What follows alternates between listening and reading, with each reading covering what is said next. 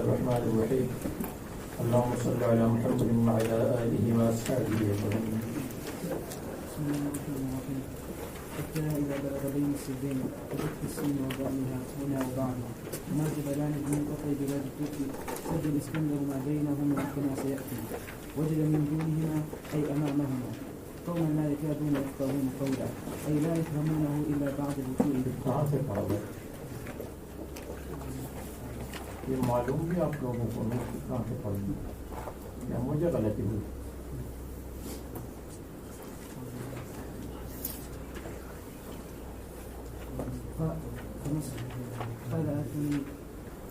فمسطاع أي يأجوج ومأجوج أي یہ بھی پڑھا تھا مسطاع نہیں اس سے پہلے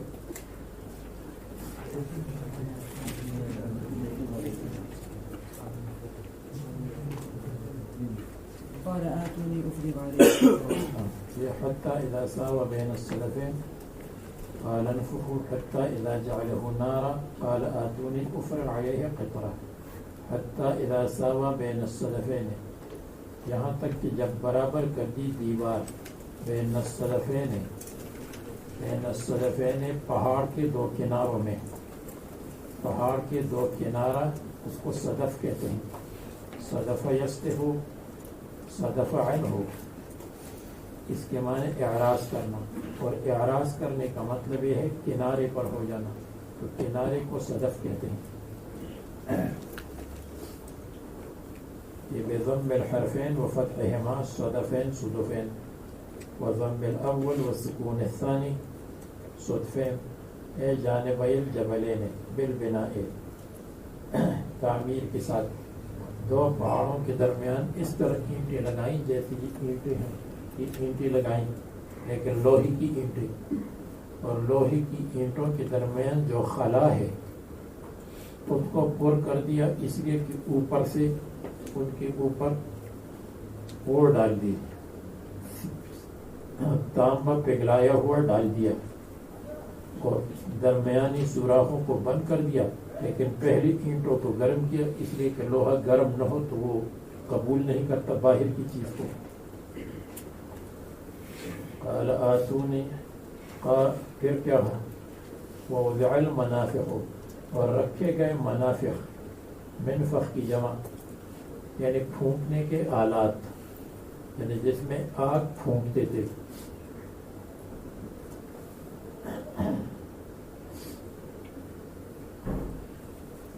والنار حول ذالک اور آگ کو پھونکا گیا حول ذالک اس عمارت کے ارد گرد یعنی اس عمارت کے اس شقوق اور دراڑوں میں. قال انفخوا تو کہنے لگے انفخوا پھونک لو اس کو آگ کو پھونک لو اس پر اینٹوں پر تاکہ اینٹیں گرم ہو جائیں. فنفخوا تو پھونکا اس کو. تو ویسے اگر پھونک لیتے آگ کو تو پھر بھی وہ لوہا مل جاتا لیکن ایسا نہیں کیا بلکہ وہ اس کو گرم کیا اور اوپر سے ڈال بھی دیا لوہے کو یا تانبے کو تاکہ بہت مضبوط ہو جائے اور درمیان میں شدت آ جائے اور الگ نہ ہو جائے. حتی اذا جعلہ نارا یہاں تک کہ جب بنایا وہ لوہے کو یعنی لوہے کے ٹکڑوں کو اور اینٹوں کو نارن کا نار کی طرح گرم کر دیا جیسے اس کو بالکل گرم کر دیا تو اوپر سے وہ ڈال دیا. سیمنٹ کی جگہ نحاس مذاب کو استعمال کیا. قال کہنے لگے آتونی لاؤ میرے پاس آتونی مجھے دے دو افرغ آتونی قطرا افرغ علیہ دے دو مجھ کو قطرا تانبا پگھلا ہوا افرغ علیہ تاکہ میں ڈال دوں علیہ اس لوہے پر اور اس حدید پر. والنحاس المذاب قطر کے معنی ہے وہ تانبا نحاس تانبے کو کہتے کوپر المذاب جس کو پگھلایا جائے. بعض کہتے حدید مذ لوہا جس کو پگھلایا جائے. اب کہتے ہیں کہ تنازع فیہ الفعلان، اس میں فعلین کا تنازع ہے، یعنی آتونی اور افرق دونوں کا تنازع ہے. تو بس بصریین کی نزدیک ثانی کو عمل دیا گیا تو افرق کے لیے قطرن مفعول بہ بن گیا، اور آتونی اے قطرن آتونی ہے، یہ اس کو حذف کیا گیا قطرن کو. تو تقدیر یہ ہے کہ آتونی قطرن افرغ علیہ قطرن، تو قطرن کو افرغ کے لیے بنایا گیا، اور آتونی اس کے لیے جو قطرن مفعول بہ ہے تو اس کو حذف کر دیا بقرینۃ الثانی. مفعول ہو تو اس کو حذف کرتے ہیں، اور حذف من الاول، اور پہلے سے حذف ہوا لإعمال الثانی، دوسرے کو عمل دیا بصریین کی نزدیک. اس سے بصریین استدلال نہیں کر سکتے، اس لیے کہ ممکن ہے کہ وہ کوفیین کہے کہ قطرن آتونی کے لیے مفعول بہ ہے، اور افرغ علیہ اگر کوئی کہے کہ پھر اس میں ضمیر آنا چاہیے افرغہ علیہ، ضمیر مفعول کبھی کبھی حذف ہو جاتا ہے. فافرغ النحاس المذاب، پس ڈال دیا النحاس المذاب پگھلائی ہوئے تانبے کو علی الحدید اس لوہے کی اینٹوں پر المحمى جس کو گرم کیا گیا، اس پر ڈال دیا اور درمیان میں دراڑی بن ہو گئے، اور پھر اس کو اس طرح کر لیا جیسے سیمنٹ کو ہموار کرتے ہیں. فدخل بین ظهورہ، بس داخل ہوا نحاس تیل کی طرح بین ظهورہ اس لوہے کے ٹکڑوں کے درمیان. فصار شیئا واحدا، تو حدید اور نحاس ایک چیز بن گئی. یہ کیا اب فمستطاعوا ان یظہروہ، تو انہوں نے طاقت نہیں رکھی ان یظہروا، یعنی ان کی طاقت نہیں تھی ان یظہروہ کہ اس پر چڑھ جائے، اس لیے کہ وہ اتنی اونچی دیوار کی پہاڑ کے ساتھ برابر.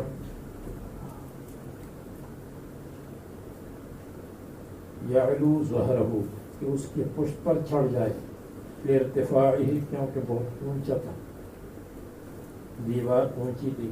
وملاستہ، اور دیوار چکنی تھی، یعنی اس میں سیڑھیاں نہیں تھی، اگر اس پر چڑھنا چاہتے تھے تو چڑھ ہی نہیں سکتے تھے، اس لیے کہ پھسل جاتے تھے، شیشے کی طرح تھی.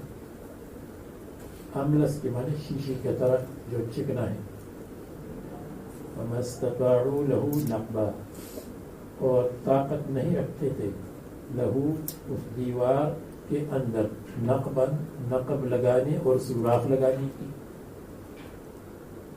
دیکھو ایک پہلے آیا مستطاعوا، وہ اصل میں مستطاعوا تھا، تا کو مستطاعوا میں تا کو حذف کیا بمع الحرکت تو مستطاعوا بن گیا. تو پہلے جملے میں مستطاعوا مخفف آیا، اس لیے کہ اس کا مفعول لمبا ہے، مفعول بہ لمبا ہے ان یظہروہ. اور دوسرے میں مستطاعوا میں تا آ گئی اپنے اصل پر، اس لیے کہ اس کا مفعول لہو بالکل چھوٹا ہے نقبہ. تو جہاں مفعول بہ لمبا ہے اس میں تا نہیں آئی، اور جہاں مفعول بہ مختصر ہے اس میں تا آ گئی تاکہ بیلنس برابر ہو جائے. خرقا سوراخ، لصلابتہ اس کی سختی کی وجہ سے، وسمکہ اور اس کی موٹائی کی وجہ سے، سمکہ موٹائی اور چوڑائی. پھر ذوالقرنین نے کہا کہ ھذا رحمت من ربی، یہ دیوار یعنی دیوار پر قدرت دینا کہ اللہ نے مجھے قدرت دی، الاقدار علیہ رحمت من ربی، یہ اللہ تعالیٰ کا فضل و کرم ہے. ورنہ اینٹوں کی دیوار اس زمانے میں اینٹیں بنانا لوہے سے، پھر ان کے لیے منافق اور جو ہے مشین کے ساتھ، تو اس زمانے میں تو مشین نہیں تھی، اینٹوں کو گرم کرنا اور پھر ان کے اوپر سے نحاس ڈالنا، یہ تو اللہ تعالیٰ کا فضل ہی ہے۔ رحمت من ربی، یہ نعمت اللہ تعالیٰ کا فضل و کرم اور نعمت احسان ہے۔ لأنه مانع من خروجهم، کیونکہ یہ مانع ہے ان کے خروج سے، یعنی اس طرف سے یاجوج ماجوج نہیں آئیں گے، دوسری طرف کے لوگوں کے اوپر حملے نہیں کریں گے۔ یاجوج ماجوج کون ہوگا؟ یعنی جو شمالی اقوام ہیں مفسدین، شمال میں جو مفسدین اور شریر اور کافر اقوام تھے وہ یاجوج ماجوج ہوگا۔ اس کو دیواری چین کی پیچھے کہے، یا دیواری روس کی پیچھے کہے، یا دیوار سمرقند کی پیچھے کہے، یا دیوار آذربائیجان کی پیچھے کہے، سب کا خلاصہ کیا ہے؟ شمالی مفسد شریر کافر اقوام، یہ اس کا خلاصہ ہوگا۔ تو اگر آپ سے کوئی یہ کہے کہ ہم نے تو بہت زیادہ مطالعہ کیا لیکن ہمیں پتہ نہیں چلا کہ یاجوج ماجوج کیا ہے، اور آپ ان سے کہے کہ اس میں سب سے مفصل لکھا ہے مولانا ابوالکلام آزاد نے ترجمان القرآن میں، نام سنا ہے ابوالکلام آزاد؟ ترجمان القرآن کا نام بھی سنا ہے، تو اس میں سب سے مفصل 100 صفحے سے زیادہ لکھے ہیں یاجوج ماجوج پر۔ تو آپ کہے اس نے تو بہت مفصل لکھا ہے، اس کا خلاصہ آپ بیان کریں، 100 صفحات کا خلاصہ، 100 سے زیادہ صفحات، تو خلاصہ کیسے بیان کریں گے؟ تو خلاصہ یہی ہے کہ جو شمالی اقوام ہے، اور وہ شمالی اقوام جو مفسد ہے، شریر ہیں اور کافر، تو اب بھی آئیں گے اور آئندہ بھی قیامت کے قریب وہی اقوام آ کر کے لوگوں کو تباہ کریں گی۔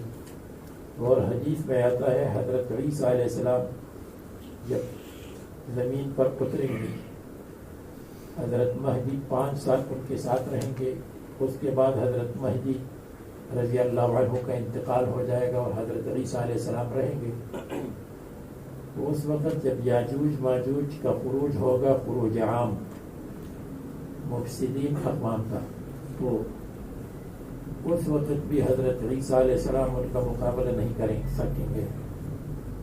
اللہ تبارک و تعالیٰ ان سے فرمائیں گے کہ آپ مسلمانوں کو فلان پہاڑ پر لے جائیں اور وہاں رہیں، عبادت کریں، اور اس کے بعد اللہ تعالیٰ یاجوج ماجوج کو اپنی قدرت کاملہ سے ہلاک کریں گے، اس طرح کہ ان کی ناک میں یا گلے میں ایک بیماری اور دانہ نکلے گا، جس کی وجہ سے وہ اس طرح ہلاک ہوں گے جیسے بھیڑ بکریوں اور مرغیوں کی بیماری سے مرغیاں ہلاک ہو جاتی ہیں، بھیڑ بکریاں، اسی طرح وہ ہلاک ہو جائیں گے، یہاں تک کہ زمین پر ان کی بدبو سے لوگ چل نہیں سکیں گے، یہاں تک کہ تیز بارش ہو جائے گی اور اللہ تعالیٰ پرندے بھیجیں گے، اور وہ پرندے پتہ نہیں پرندے ہوں گے یا فرشتے ہوں گے، جو بھی ہو، ان کی لاشوں کو اٹھا کر کے پھینک دیں گے، تو اس وقت ان کا خروج عام ہوگا۔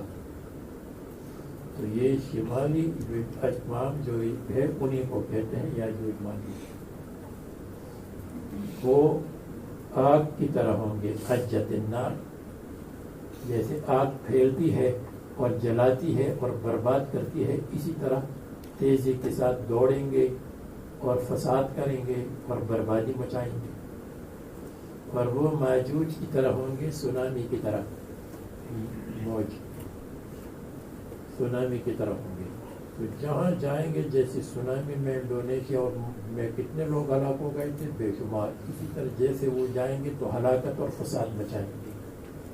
تو یہ یاجوج اور ماجوج ان کا صفتی نام ہے، وہ جو بھی ہو شمالی اقوام میں، لیکن وہ بری لوگوں کے لیے آگ کی طرح ہوں گے، اور جو بحر کے کنارے پر رہتے ان کے لیے سونامی کی طرح ہوں گے، وہ تباہی مچائیں گے۔ اب فرماتے ہیں کہ کیا ہو پھر کیا ہوگا؟ هذا رحمت من ربی، یہ اللہ تعالیٰ کا فضل و کرم ہے کہ اب ایک حدیث میں آتا ہے کہ یاجوج ماجوج دیوار میں نقب لگاتے ہیں، سوراخ کرنے کے ارادے سے آتے ہیں، جب اس میں سوراخ کرتے ہیں دوسرے دن آتے ہیں تو پھر وہ سوراخ الآن کا مکان ہوتا ہے، یہاں تک کہ جب ان کی خروج کا وقت آئے تو وہ کہیں گے انشاءاللہ، پہلے انشاءاللہ بھول گئے، حالانکہ وہ کافر ہے تو ان کو انشاءاللہ کی کیا پڑی ہے، لیکن روایت میں ہے کہ انشاءاللہ کہیں گے، اور جب سوراخ کریں گے تو وہ الآن کا مکان نہیں ہوگا، الآن کا ما سیکون ہوگا، سمجھتے ہو میری باتوں کو؟ تو اس کے بعد وہ سوراخ ہوتے ہوتے سوراخ ہو جائے گا اور وہ دوسری طرف آ جائے گا۔ یہ ترمذی میں روایت ہے، ابن ماجہ میں روایت ہے، دوسری کتابوں میں حافظ ابن کثیر نے فرمایا وفی رفعہ نکارۃ، اس کا مرفوع ہونا اگرچہ مرفوع ہونے کا ذکر ہے ابن ماجہ وغیرہ میں، اس کا مرفوع ہونا منکر ہے، یعنی کسی راوی نے اس کو خواہ مخواہ مرفوع بنایا ہے۔ اصل میں حضرت ابو ہریرہ جو بکثرت مسٹر کعب الاحبار کے ساتھ بیٹھتے تھے ان سے انہوں نے لیا ہے، تو اس کا مرفوع ہونا نکارت، اس کو نہ زمین مانتی ہے نہ آسمان، نکارت کا یہ مطلب ہو۔ بہرحال گویا کہ یہ ایک اسرائیلی روایت کے درجے میں یا استعارہ اور تشبیہ پر محمول ہے، جو آپ وہاں حدیث کی کتابوں میں انشاءاللہ آئے گا تو پھر بتا دیں گے۔ وَإِذَا جَاءَ وَعْدُ رَبِّي، بس جب آ جائے اللہ تبارک و تعالیٰ کا وعدہ، اس کے توڑنے کا، اس کے ٹوٹنے توڑنے کا وعدہ، وعد ربی بفناء الجدار، تو یہ سلطان سکندر نے کہا فَإِذَا جَاءَ وَعْدُ رَبِّي، یا اللہ تعالیٰ فرماتے ہیں فَإِذَا جَاءَ وَعْدُ رَبِّي، لیکن ذوالقرنین کا قول ہے اس لیے کہ ربی آیا ہے، تو ذوالقرنین نے کہا فَإِذَا جَاءَ وَعْدُ رَبِّي، جب اللہ تعالیٰ کا وعدہ آ جائے تو جَعَلَهُ دَكَّاءَ، اللہ تعالیٰ اس سد سکندری کو اور اس دیوار کو کر دے گا، دکاء بنا دے گا، کیا کر دے گا؟ اگر جعلہ کے معنی کر دے گا تو دکاء ٹکڑے ٹکڑے، مدکوکن ٹکڑے ٹکڑے، اور اگر دکا کے معنی ہموار ہو، ہموار، ناقۃ دکاء، اس ناقے کو کہتے ہیں جس ناقے کی کوہان، جس ناقے کا کوہان ہموار ہو، یعنی اس کا کوہان نہ ہو، کوہان جو اس کی پشت پر اوپر ہوتا ہے وہ نہ ہو، سنام، لا سنام لہو، اور دککت التراب، جب تراب کو ہموار کر دے، اور دککت البناء، جب عمارت کو، اور بعیر ناقۃ دکاء، جب اس کا جس کی پشت ہموار ہو اس کو کہتے ہیں، اور دکا مدکو اس کی دوسری معنی ہے ٹکڑے ٹکڑے ہونا، ٹکڑے ہونا، جیسے قرآن کریم میں دوسری جگہ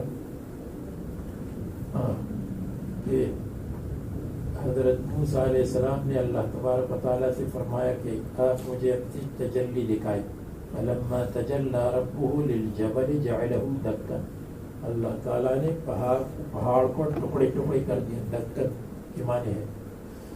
اب یہاں دکا کے دونوں معنی ہو، دونوں معنی، تو اگر دکا کے معنی ہو ہموار تو پھر قیامت پر محمول ہے اور نفخ صور پر محمول ہے، پھر کیا معنی ہوگا یہ فَإِذَا جَاءَ وَعْدُ رَبِّي، جب میرے اللہ تعالیٰ کا وعدہ آئے نفخ صور اور قیامت کا، جعلہ دکاء، اس کو بنا دے گا ہموار، اس لیے کہ پہاڑ بھی ہموار ہو جائیں گے اور دیوار بھی ہموار ہو جائے گی، سب چیزیں کاغذ کی طرح ہو جائیں گی، اور یہ قیامت کوئی ناول نہیں ہے، وَكَانَ وَعْدُ رَبِّي حَقًّا، اللہ تعالیٰ کا وعدہ قیامت کے آنے پر حقاً سچا وعدہ ہے،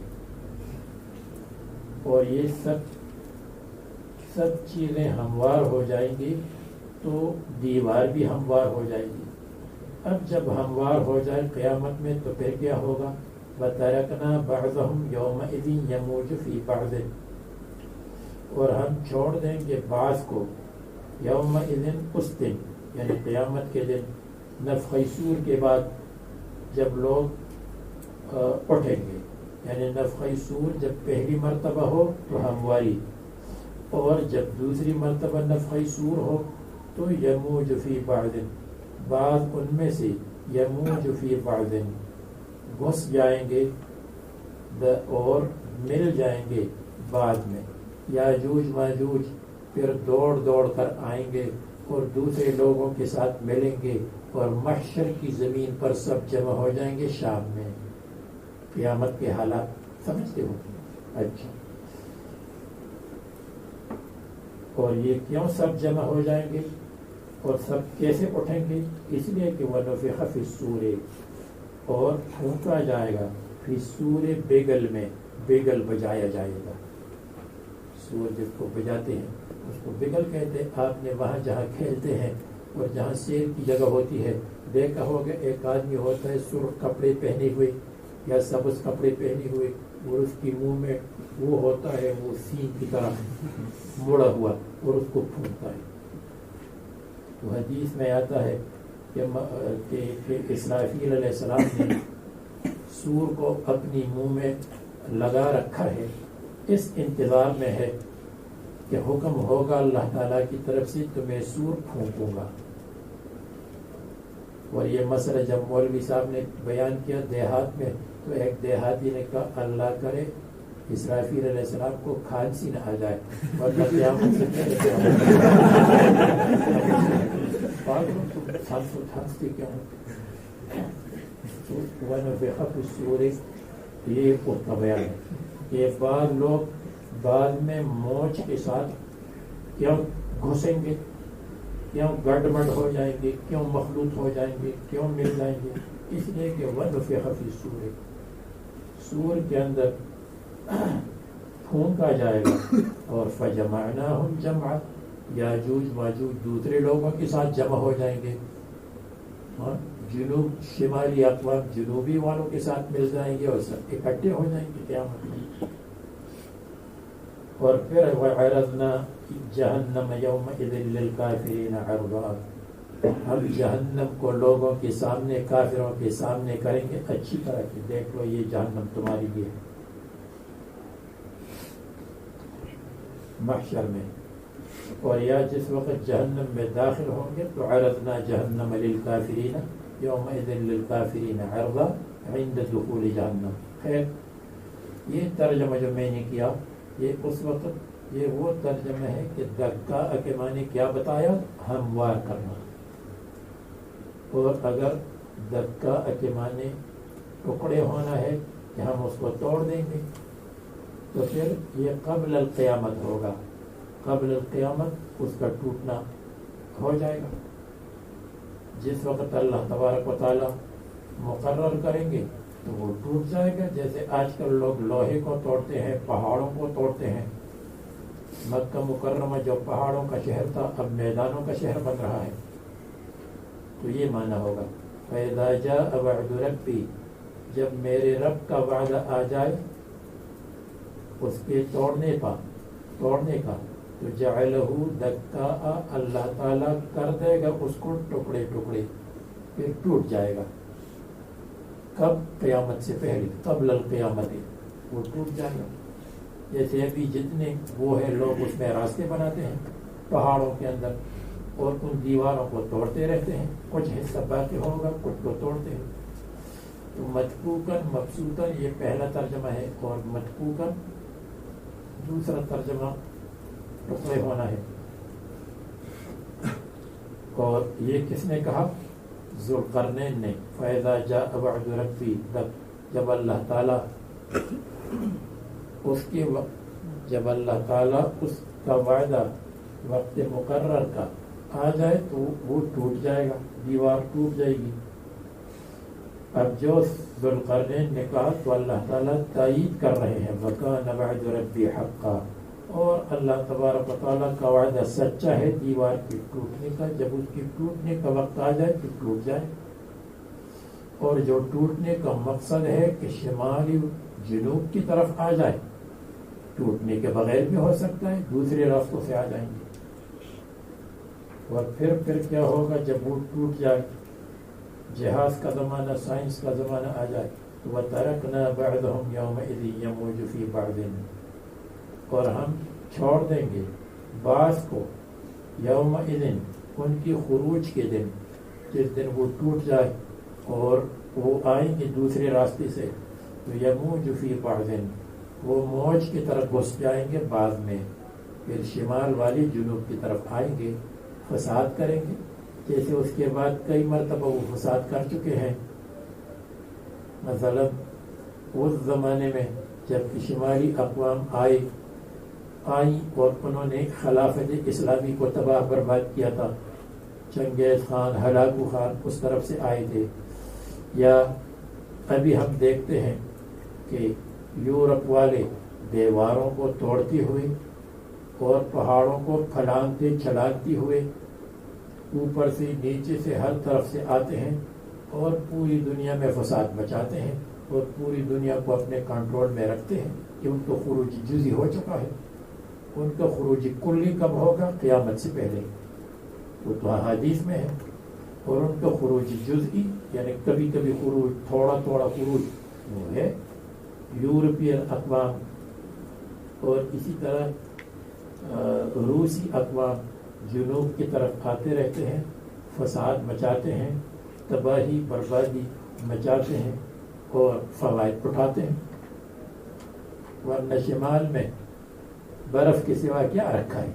برف ہے وہاں اور تو کچھ نہیں ہے، سارے وسائل تو اللہ تعالیٰ نے جنوب اور مڈل ایسٹ میں رکھے ہیں، ایک وہ آتے ہیں اور سارے فوائد لے جاتے ہیں، تو یہ ان کا خروج جزئی ہے۔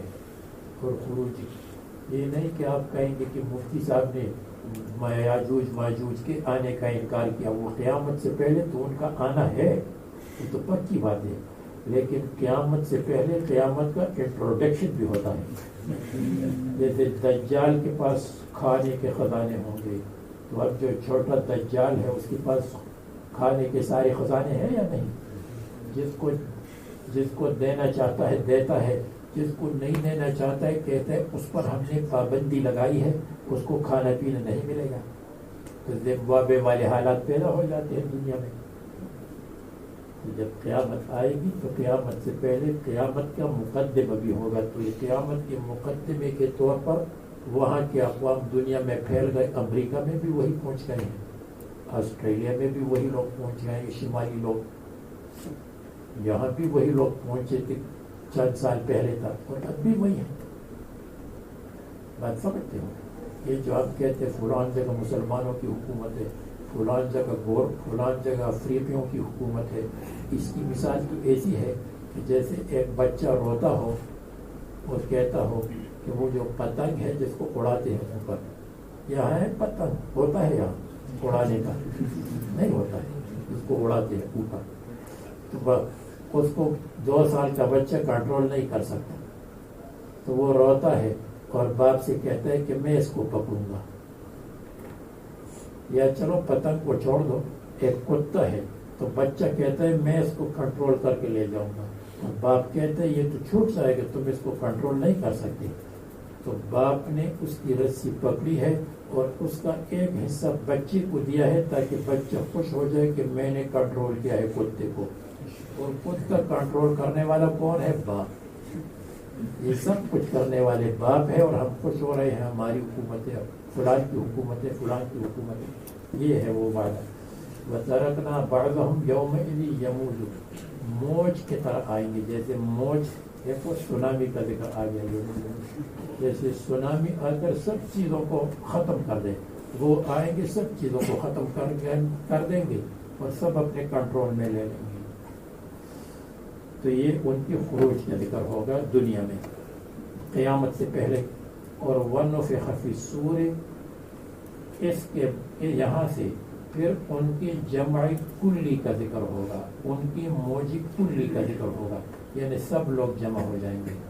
تو ترکنا بعضهم یومئذ یموج فی بعض، یہ قبل القیامت، قبل القیامت جمع ہونا، اور قیامت میں جمع ہونے کا ذکر ونفخ فی الصور. تو یہ دوسرا مطلب سمجھ میں آ گیا. پہلے مطلب کے اعتبار سے یہ جعلہ دکاء وکان وعد ربی حقا سب قیامت کے ساتھ لگ گیا، اور دوسری ترجمے کے اعتبار سے جعلہ دکاء نفخ فی الصور تک قبل القیامت اور ونفخ فی الصور فی القیامت. یہ دو مطلب سمجھ میں آ گئے. ونفخ فی الصور ای القرن، سور کیا ہے؟ قرن. قرن تو نہیں، قرن کے ساتھ مشابہ ایک چیز ہوگی سین کی طرف بعث کے لیے. فجمعناہم جمعا، یاجوج ماجوج کیا ہے؟ ہم ان کے باپ کو بھی جمع کریں گے، تمام مخلوقات کو ہم جمع کریں گے. یاجوج ماجوج بھی اس میں ہے. ہم مخلوقات کو جمع کریں گے ایک جگہ میں قیامت میں جمعا اچھی طرح. وعرضنا جہنم، یہ دو معنی ہے عرضنا جہنم، اما فی المحشر و اما عند دخولہم فی جہنم. اگر محشر میں ہو تو حدیث میں آتا ہے کہ جہنم کے ایک حصے کو 70,000 فرشتے لگام کے ساتھ، رسیوں کے ساتھ پکڑ کر کے لائیں گے محشر کے قریب، اور کفار اور مشرکین اس کو دیکھیں گے تاکہ وہ اچھی طرح خفا ہو جائے، مغموم ہو جائے، اور دیکھ لیں کہ یہ ہمارے لیے ہمیشہ ہمیشہ کے لیے ہے، مغموم ہو جائیں گے. تو یہ معنی ہوگا کہ 70,000 فرشتے ہوں گے، ایک زمام، اور ایک زمام کے ساتھ، ہر ایک زمام کے ساتھ 70,000 فرشتے ہوں گے. وعرضنا جہنم، اور ہم پیش کریں گے جہنم کو. جہنم تو ایک بہت بڑی چیز ہے، بہت بڑی جگہ ہے. اس میں سے جہنم کا ایک حصہ ایسا ہوگا جیسے امریکہ کا بحری بیڑا، اس کے اندر بہت کچھ ہوتا ہے. امریکہ کا ایک بحری بیڑا ہے جس میں 500 کمرے ہیں. کتنے کمرے ہیں؟ 500 کمرے، یعنی ہمارے دارالعلوم زکریا کے برابر. اور اس کا اپنا ایئرپورٹ ہے جہاں جہاز اترتے ہیں، اور اس کے اندر مارکیٹیں ہیں، اس کا ریڈیو اسٹیشن ہے اندر اپنا، اور اس کے اندر ٹی وی اسٹیشن، یہ سب چیزیں ایک بحری بیڑا میں ہے. اور اس میں بہت کچھ ہے، جو کچھ دنیا میں ہے وہ سب اس میں ہے. جب امریکہ نے یہ بنایا ہے تو اسی طرح جہنم کے ایک حصے کو جیسے بحری بیڑا، بحری بیڑے کو کیا کہتے ہیں آپ لوگ؟ ہاں، وہ جو سمندر کے اندر ہوتا ہے جس میں جہاں سے بمباری بھی کرتے ہیں. ہاں، ایک اور میں سنوں گا، اگر سب بولے گے، سب بولے گا. ہاں، اچھا. تو اس میں تو اسی طرح اس کے ایک حصے کو لا کر کے یہ جہنم ہے. آپ اگر کہیں گے جہنم کو کیسے لائیں گے، جہنم تو بہت بڑی ہے، اس کا ایک حصہ کھینچ کر لایا جائے گا. اس دن کافروں کے لیے عرضاً پیش کرنا، وہ کفار الذین کانت اعینہم فی غطاء عن ذکری، وہ کفار جن کی آنکھیں تھیں. یہ الذین کافرین کی صفت ہے، یا کافرین کا بیان ہے، یا کافرین کا بدل ہے؟ یہ بدل ہے کافرین سے. فی غطاء، جن کی آنکھیں تھیں، فی غطاء پردے میں، عن ذکری میرے ذکر اور قرآن کریم سے. قرآن کریم کو نہیں سنتے تھے، اللہ تعالیٰ کے ذکر کو نہیں سنتے تھے، توحید کو. فہم عمی، وہ ہے اندھے. لا یہتدون بھی، لا یہتدون راستہ نہیں پاتے، منزل مقصود تک نہیں پہنچ سکتی بھی قرآن کے ساتھ. وَكَانُوا لَا يَسْتَطِيعُونَ سَمْعًا، اور تھے وہ کہ طاقت نہیں رکھتے تھے سننے کی. سن تو سکتے تھے، قبول نہیں کر سکتے تھے. لا يقدرون، قدرت نہیں رکھتے تھے. کہ سن لے رسول اللہ صلی اللہ علیہ وسلم سے ما یتلو علیہم جو ان پر تلاوت کرتے ہیں بغضا لہ قرآن کریم کے بغض کی وجہ سے فلا یؤمنون به افحسب الذین کفروا ان یتخذوا عبادی من دون اولیاء بس کیا گمان کرتے ہیں کافر لوگ ان یتخذوا عبادی کہ بنا دیں ہمارے بندوں کو من دونی میرے علاوہ اولیاء ارباب اور متصرف بس کیا یہ گمان کرتے ہیں تو افحسب الذین یعنی انکروا یا انکار کرتے ہیں فحسب الذین بس گمان کرتے ہیں کافر ان یتخذوا عبادی اس کی آسان ترکیب یہ ہے کہ حسب کے لیے الذین کفروا فاعل ہے اور ان یتخذوا عبادی من دونی اولیاء یہ لمبا مفعول اول ہے اور مفعول ثانی محذوف ہے اور ان یتخذوا عبادی من دونی اولیاء یہ ان اس کو بتابیل مصدر بنا دے گا جیسے ان یہ کام کرتا ہے کہ اس کو ملخص کر کے مصدر بناتا ہے تو تقدیر یہ ہوگی کہ افحسب الکفار اتخاذهم عبادی اولیاء نافعا لهم کیا کافر یہ گمان کرتے ہیں کہ ان کا اللہ تعالیٰ کے بندوں کو متصرف سمجھنا ان کے لیے نافع ہے حالانکہ اللہ تعالیٰ کے بندوں کو متصرف سمجھنا ان کے لیے نافع نہیں ہے بلکہ ان کے لیے مضر ہے تو یہ جو سورت کا آخری حصہ چل رہا ہے تو اس میں عیسائیوں کی تردید ہو جائے گی اس لیے کہ سورت کی ابتدا میں کس کا ذکر تھا کہ سورت کی ابتدا میں کس کا ذکر تھا اصحاب کہف کا اور اصحاب کہف عیسائیت کے زمانے میں آئے تھے تو وہ بھی عیسائیوں کا زمانہ تھا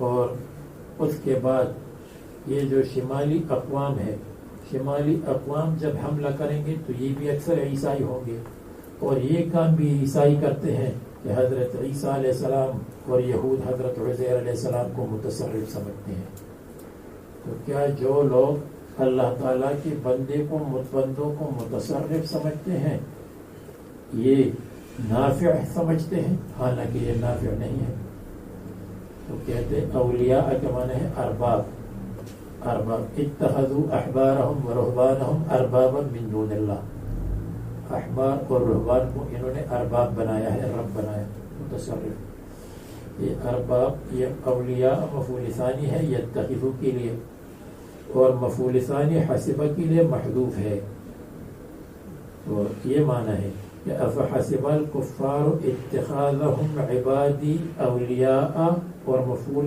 محذوف کیا ہے نافعا لهم مصنف نے نافعا نہیں کہا اور کہا میں نے آسان بتایا میں نے نہیں کیا دوسرے مفسرین نے ذکر کیا معنی یہ ہے اظن گمان کرتے ہیں ان الاتخاذ المذکورہ کہ مذکور اتخاذ یعنی ان کو متصرف سمجھنا ان کو رب سمجھنا ان کو مشکل کشا سمجھنا ان کو حاجت روا سمجھنا ان کو عالم الغیب سمجھنا ان کو حاضر ناظر سمجھنا ان کو اولاد دینے والا سمجھنا ان کو کارخانے قدرت میں دخیل سمجھنا یہ ان کی لیے نافع ہے حالانکہ یہ نافع نہیں ہے مضر ہے لا یغضبنی مصنف نے یہ تقدیر کر دی کہ کیا یہ سمجھنا مجھے غصہ نہیں دلائے گا ولا اعاقبهم علیہ اور میں ان کو اس پر سزا نہیں دوں گا کلا بالکل نہیں ان کو سزا ملے گی تو نافع لہ آسان ہے ان اعتدنا جہنم للکافرین نزلا ہم نے تیار کی ہے جہنم کافروں کے لیے یہ کفار ہو یا دوسرے ہو نزلا مہمانی نزل کہتے ہیں جو مہمان کے لیے کھانا تیار کیا جائے پہلی مرتبہ اس کو نزل کہتے ہیں تو یہ جو جہنم ہے یہ کافروں کے لیے مہمانی کا طعام ہے، یہ استہزاء ہوگا. اور یا نزلا کے معنی ہے مہمان خانہ، مکان نزول، مکان نزول. تو ہم نے جہنم کو کافروں کے لیے مہمان خانہ بنایا ہے، اس میں رہیں گے. مکان الضیف او ما یعد للضیف، یہ ہی معدۃ لہم، یہ جہنم ان کے لیے ہے تیار، اور یہ جہنم کے رہیں گے یار، اور ان کو جہنم ہے سے پیار، اس لیے جہنم میں جائیں گے. کن نزول المعد للضیف، جیسے مہمانی کا کھانا تیار کیا جائے مہمان کے لیے، للضیف مہمانوں کے لیے یا مہمان کے لیے. قل هل ننبئكم بالاخسرین اعمالا، اب جیسے ما قبل میں عیسائیوں کی طرف اشارہ تھا، اب پھر عیسائیوں کی طرف اشارہ، جو شمالی اقوام جن میں اکثر عیسائی ہوتے تھے. قل هل ننبئكم، کہہ دے کہ کیا میں بتا دوں تم کو، بالاخسرین اعمالا، ان لوگوں کے بارے میں جو بہت نقصان والے ہیں، اعمالاً اعمال کے اعتبار سے، جن کے اعمال بہت خسارے نقصان والے ہیں. یہ اعمالاً تمیز ہے، تمیز تو مفرد آتی ہے، یہاں جمع کیوں ہے؟ کہتے ہیں طابق الممیز، ممیز کے ساتھ موافق آ گیا، یعنی تمیز مفرد آتی ہے لیکن جمع بھی آ سکتی ہے. تو بالاخسرین عملا، بالاخسرین اعمالا دونوں صحیح.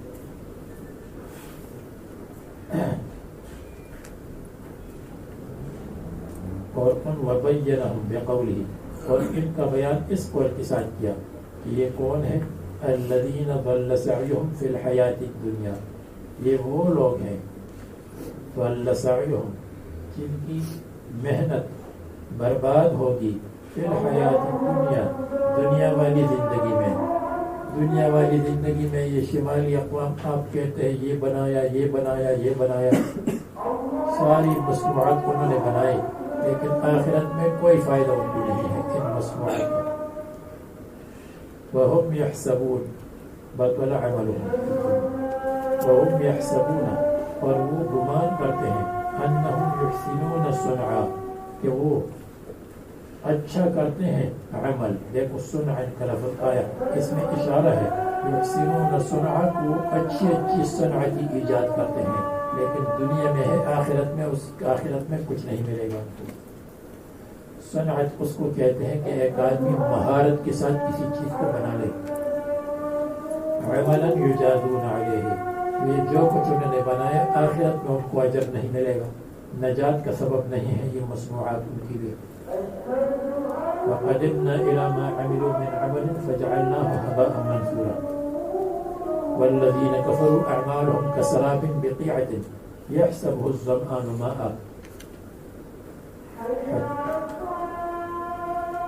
أُولَئِكَ الَّذِينَ كَفَرُوا بِآيَاتِ رَبِّهِمْ، یہ وہ لوگ ہیں جو اللہ تعالیٰ کی آیات کا انکار کرتے ہیں، دلائل توحید قرآن کریم وغیرہ کا انکار کرتے ہیں.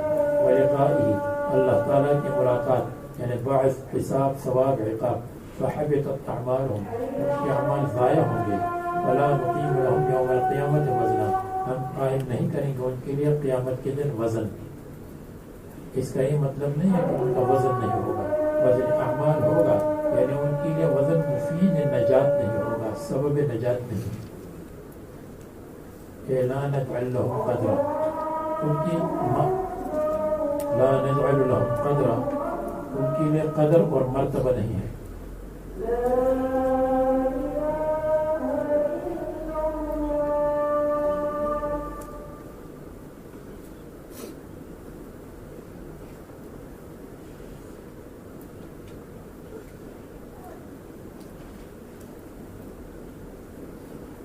لا نجعل لهم قدرا، اس میں اشکال کا جواب ہے کہ یہاں سے پتہ چلتا ہے کہ ان کے اعمال کو وزن نہیں کریں گے ہم. اور دوسری جگہ ومن خفت موازینہ فاولئک الذین خسروا انفسهم فی جہنم خالدون بما كانوا بآیاتنا یظلمون. اس سے پتہ چلتا ہے من خفت موازینہ کہ ان کے لیے وزن ہے لیکن ان کے وزن خفیف اور بیکار ہوں گے.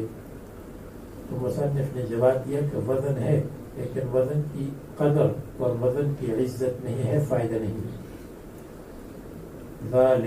ذالک جزاؤہم جہنم، ذالک یہ جو مذکور ہے یہ اعمال ضائع ہے. مصنف نے یہ ترکیب کی ہے، ذالک الامر الذی ذکرت، ذالک جو ہم نے ذکر کیا ہے، ذالک یہ وہی ہے، یعنی الامر ذالک معاملہ یہی ہے. وابتدأ اور مستقل جملہ ہے، جزاؤہم جہنم بما کفروا. وابتدأ کا مطلب جو آنے والا ہے مستقل جملہ ہے، یہ مصنف نے کہا. لیکن دوسرے حضرات کہتے ہیں کہ ذالک مبتدا، جزاؤہم مبدل منہ اور جہنم بدل، ذالک جزاؤہم جہنم، یا ذالک مبتدا جزاؤہم خبر اول، جہنم خبر ثانی. بما کفروا یہ جزا ہے ان کی جہنم، اس لیے کہ کفر کیا انہوں نے. واتخذوا آیاتی ورسلی ہزوا، انہوں نے بنایا ہماری آیات اور رسولوں کو ہزوا، مذاق بنایا ہوا، مہزوا بہما.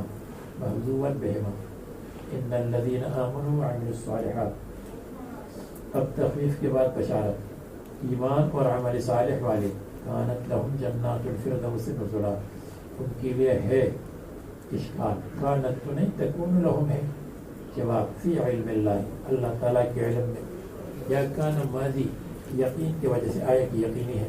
جنات الفردوس، فردوس کی جنتیں.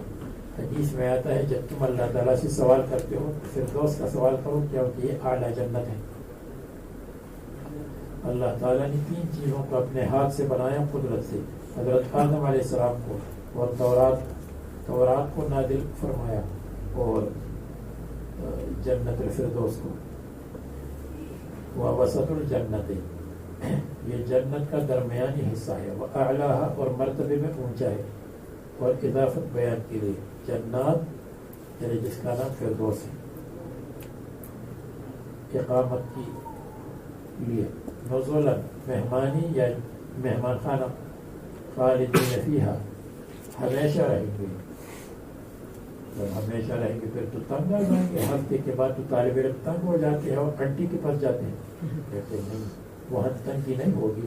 لا یبغون عنہا حولا، لا یبغون تلاش نہیں کریں گے، طلب نہیں کریں گے، یعنی نہیں مانگیں گے، عنہا جنت سے، حولا منتقل ہونا، جنت کے اندر خوش رہیں گے.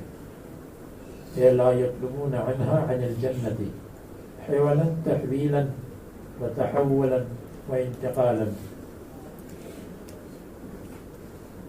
اور قل لو كان البحر مدادا لکلماته ما قبل سے ربط یہ ہے کہ مسلمانوں کا معبود یہ ہے.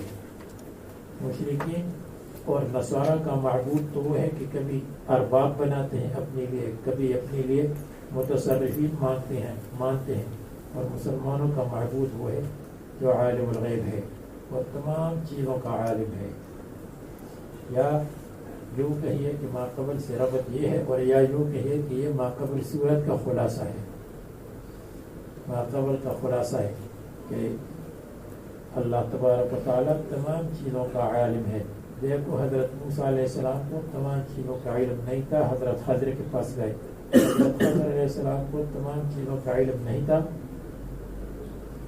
اس لیے حضرت موسیٰ علیہ السلام کو نہیں پہچانا.